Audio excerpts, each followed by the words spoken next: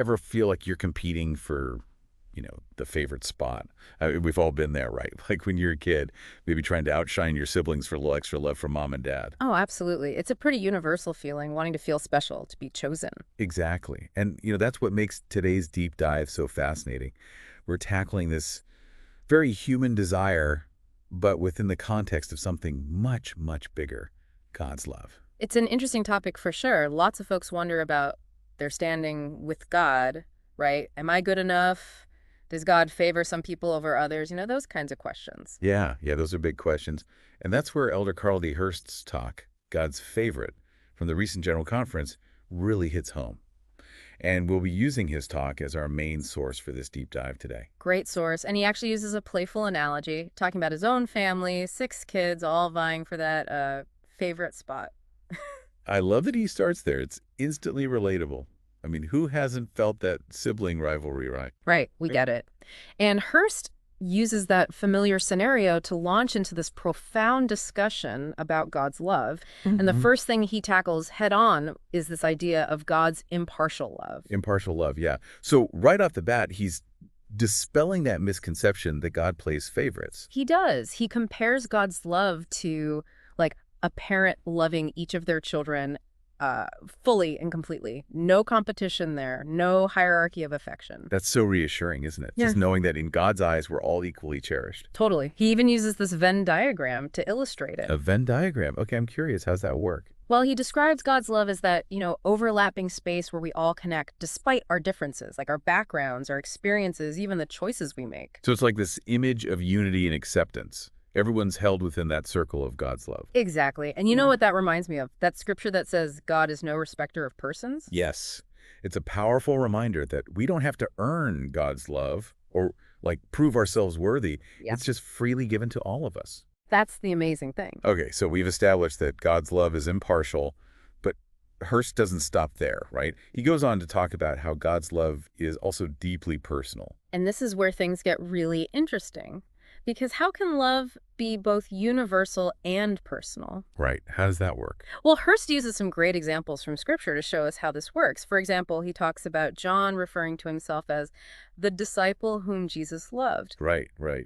And then there's Nephi, who declares, I glory in my Jesus. Such powerful examples. They show us that even within that vastness of God's love for everyone, he also has this unique personal relationship with each one of us. It's almost like it's like God sees and knows us individually. He understands our hopes and our fears, our strengths and our weaknesses. And that's pretty amazing to think about, isn't it? It really is.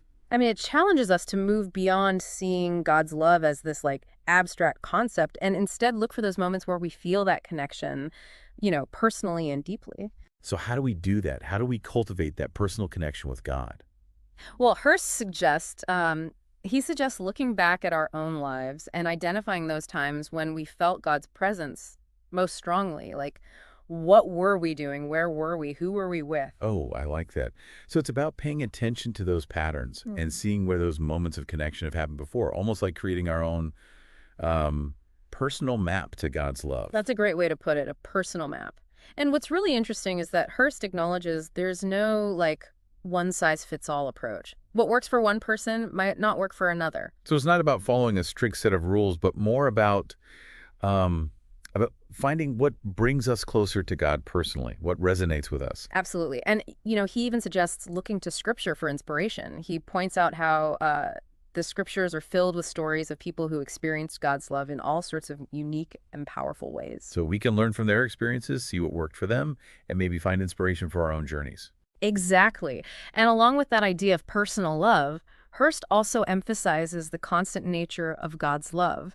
And to illustrate this, he uses this really powerful image of mountains. Mountains. Okay, tell me more. Well, think about mountains for a second. They're known for their permanence, right? Their unwavering presence. They stand firm through storms, through changing seasons. Yeah, I get that. They're solid. Exactly. And Hirst uses this imagery to convey that same steadfast nature of God's love. So even when we don't feel it, God's love is still there. Yeah. Solid and unyielding, like a mountain. Exactly. He even goes as far as to say that mountains will depart and hills will be removed before God's kindness ever leaves us. Wow. Talk about powerful reassurance. Right.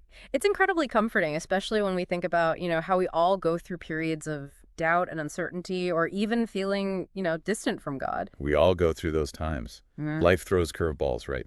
We experience grief, loneliness, self-doubt. We face challenges that can make us question everything. Absolutely. And in those moments, it can be really hard to feel God's love, even when intellectually we know it's there. Hirst addresses that struggle, doesn't he? He does. And he emphasizes that just because we don't feel God's love, it doesn't mean it's not present. He compares it to knowing that, like, the sun is still shining even when it's hidden behind the clouds. Ooh, I like that. So it's a reminder that our feelings aren't always a reliable indicator of truth. God's love is a constant, no matter what our emotional state is at any given moment. Exactly. And he suggests that instead of getting so caught up in those feelings of doubt or distance, we should focus on our knowledge of God's love. We can draw strength from that knowledge even when we don't feel it emotionally. So it's about holding on to that truth, that anchor of God's love, even when, like, the storms of life are raging around us. You got it. And, Hirst encourages us to be proactive in those moments. He suggests trying different things to reconnect with God's love, to like find those practices that help us feel his presence more tangibly. So it's not about passively waiting for God's love to find us. It's about actively seeking it out, experimenting with different approaches, and discovering what resonates with us personally. Precisely. And this is where he offers some really practical suggestions, like he talks about spending time in nature, noticing the awe-inspiring beauty of creation, and feeling that sense of connection to something larger than ourselves. That's something we can all do, isn't it? Taking a walk in the park, watching a sunset, listening to the birds sing, those are all great ways to connect with the divine. For sure. And he also mentions finding solace in music, letting those melodies and harmonies wash over us and soothe our souls. Yeah, music can be so powerful that way. It can evoke emotions, create a sense of peace, and help us feel connected to something beyond ourselves. Right.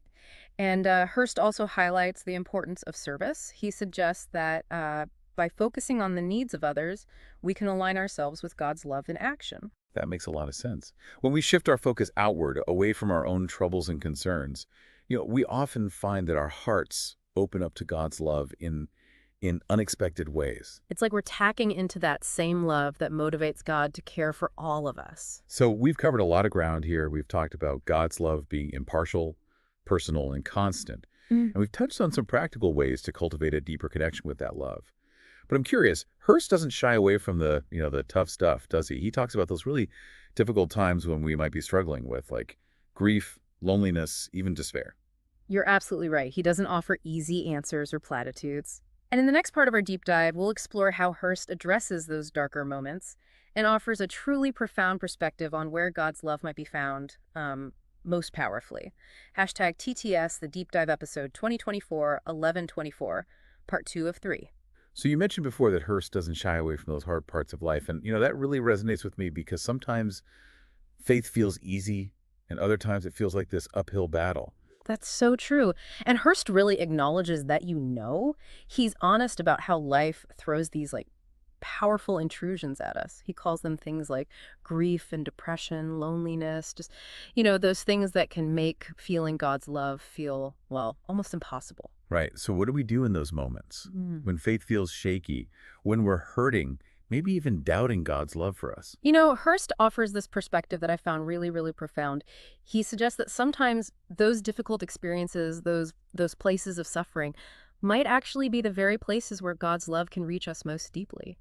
That's a thought-provoking idea. Yeah. It almost seems counterintuitive, doesn't it? Why would God choose to meet us in our pain? Well, Hirst asks the reader this question, and I'm going to ask it to you now. He says, if Jesus were to choose a place where you and he could meet, a private place where you would be able to have a singular focus on him, might he choose your unique place of personal suffering? Wow, that's powerful.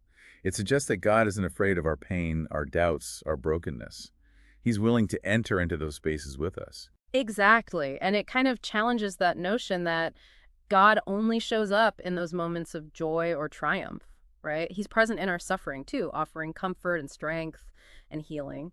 That's incredibly reassuring, especially for anyone who might be going through a hard time right now. It's that reminder that even when we feel completely alone, we're not. God's right there with us, even in those dark places.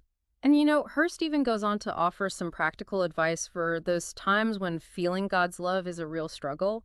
Like he emphasizes that just because we don't feel God's love, it doesn't mean it's not there. He reminds us that God's love is a constant, even when our emotions are, well, all over the place. That's a vital distinction. Hmm. Our feelings aren't always the best measure of what's actually true, are they? God's love is an unwavering reality, regardless of how we feel at any given moment. Absolutely.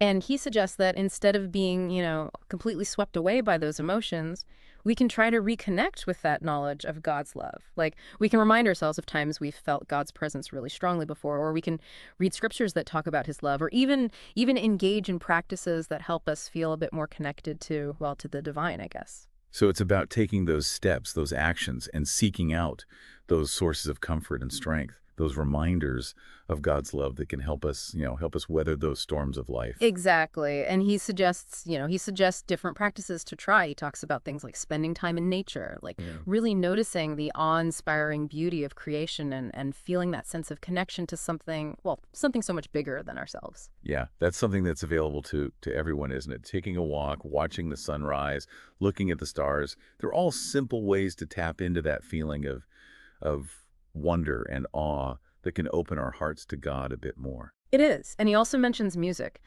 Just letting those melodies and harmonies sort of wash over us and soothe our soul. Music can be so powerful, right? Yeah. I know I turn to music a lot, especially when things are hard. There's Yeah. so much comfort and inspiration there. Me too. And Hirst also talks about the importance of service, focusing on the needs of others. He says it's a way to align ourselves with God's love in action.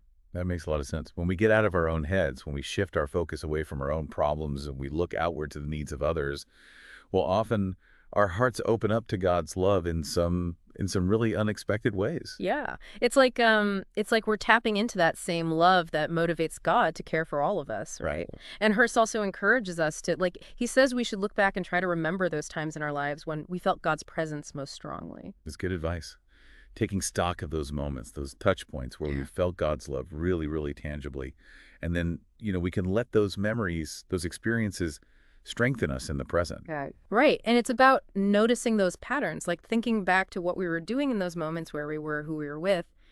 When we start to identify those common threads, we can almost create a personal roadmap to experiencing God's love more consistently. That's a great way to think about it. A personal roadmap to God's love. And finally, Hirst reminds us that we don't have to go through these hard times alone, He really encourages us to reach out to others, to find support from friends, family, people we trust, to share our struggles and allow others to minister to us. It's powerful to be vulnerable, right? To let ourselves be seen and supported by others. Absolutely. And sometimes, just having that person to talk to, someone who listens without judgment, can make a world of difference. It can help us feel less alone, less burdened, and more connected to God's love, even when we're hurting. This has been such a rich conversation so far. We've covered so much God's impartial and personal love, his constant presence, even in those really tough times. We have. And in the final part of our deep dive, we're going to explore how Hirst encourages us to, take all of these truths we've been talking about and actually, put them into action. He issues this really powerful call to share God's love with others, to become, well, almost like conduits of that love out in the world. Hashtag TTS, the deep dive episode 2024-1124, part 3 of 3. We've spent a lot of time talking about God's love, how it's this incredible force, right? Impartial, personal, constant. But Hirst's point is it's not meant to be contained, right? He talks about sharing it, almost splashing it out into the world. I love that word splash. It's so vivid. It just suggests this overflowing abundance, this generosity that can't be held back. It reminds me of, when you're just bursting with joy or gratitude and it just kind of naturally spills out onto those around you. Exactly. That's a great way to put it. And you know what Hirst points out? That the more we share God's love, the more we actually become filled with it ourselves. Well, that's interesting. So it's like this incredible cycle. The love we put out into the world somehow circles back and fills us up even more. It really is. And he encourages us to be intentional about it, to look for those opportunities to splash God's love, well, everywhere we go. Yeah. He talks about making those joyful days even brighter for others and, offering solace when things are tough. So it's not always about those big, grand gestures, is it? It's about those everyday moments of kindness, the small things. Yeah, like listening ear, a helping hand, a word of encouragement, just those little things where we can reflect God's love to the people around us. It's amazing how much impact those small acts can have, like creating these ripples of kindness that go out and touch others. Speaking of ripples, Hirst also talks about finding joy and how it's actually part of our purpose, not just like a result of our circumstances. Oh, that's such a good point because we often think of joy as something that happens to us, right, when things are going well. But Hirst is suggesting that joy is something we can cultivate within ourselves, something that, comes from that connection we have with God. So it's not about waiting for the perfect conditions or like waiting for everything to be okay to experience joy. It's about choosing joy, even in the middle of those challenges or setbacks. Right. He actually says, and I'm quoting here, joy is our purpose, not the gift of our circumstances. And it's a powerful statement because it challenges us to see joy as something more than just a fleeting emotion. It's a way of being, a perspective. It comes from our relationship with God. I've known people like that, haven't you? People who radiate joy even when they're going through incredibly difficult things. And it's like their joy comes from this deeper place, something unshakable. You're so right. And Hurst would say that unshakable source, it's God's love. When we're rooted in that love, well, we can find that joy, even amidst the ups and downs of life. This has been such an incredible deep dive into God's love. We've talked about how vast and how personal it is, how it's always there, and even how it shows up in those unexpected places. And maybe most importantly, we've talked about how we can, actually experience and share that love in our own lives. So as we wrap up, what are some of those key takeaways for our listeners? What can they take with them? Well, I think Hurst gives us a really powerful roadmap. First, remember that God's love is impartial. It's for everyone, equally and completely. Second, nurture that personal connection you have with God through prayer, through scripture study, and, through whatever practices help you feel close to Him. And lastly, never forget that God's love is constant. Even when you can't feel it, it's there. And don't be afraid to share that love generously, with Yeah. everyone around you. It's often in the giving that we receive the most in return. You said it perfectly. And just like Elder Hirsch reminds us, choose joy. Not because life is easy, but because God's love is always there for us. It's an ever-present reality that can get us through anything. I know I have a lot to think about. This whole deep dive has given me a lot to think about and apply in my own life. Me too, absolutely. I hope our listeners feel the same. And on that note, we'll leave you with a final question to ponder. Where might you encounter God's love most profoundly in your own life?